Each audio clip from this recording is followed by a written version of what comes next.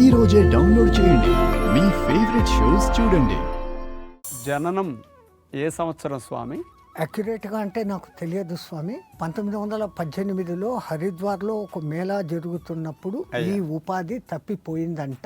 ఆహా నా పూర్వజన్మ సుకృతం ఉండబట్టి మా గురువు గారికి దొరికాను. ఆహా మా గురువు గారి పేరు మహంతి హిమాలయగిరిజీ మహారాజ్. హిమాలయగిరి. యువతకు ఇప్పుడు మేము చెప్తున్నది అదే.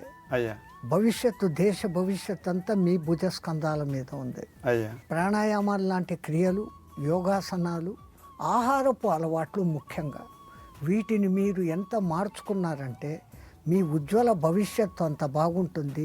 నిద్ర ఎన్ని గంటలు సరిపోయేటట్టు మీకు అనుభవంలో అర్థమవుతుంది స్వామి? మాకు ఇచ్చిన తర్ఫీదు అయ్యా 3:30కు ఖచ్చితంగా లేయాలి, స్నానం చేసేయడం, ఇదంతా అరగంటలో అయిపోతుంది. హిమాలయాల్లో బాగా చల్లగా ఆ ప్రాంతాల్లో -డిగ్రీలు ఉంటాయి. ఉన్నప్పటికీ సన్నిటి స్నానం. సన్నిటి స్నానమే. ఇట్లా 100 ఏళ్ళు పైబడిన ఆ సహచరులు మీలాగా యోగి జీవితాన్ని గడిపేవారు కూడా? నా సహచరుల్లో నేను ఒక్కడినే.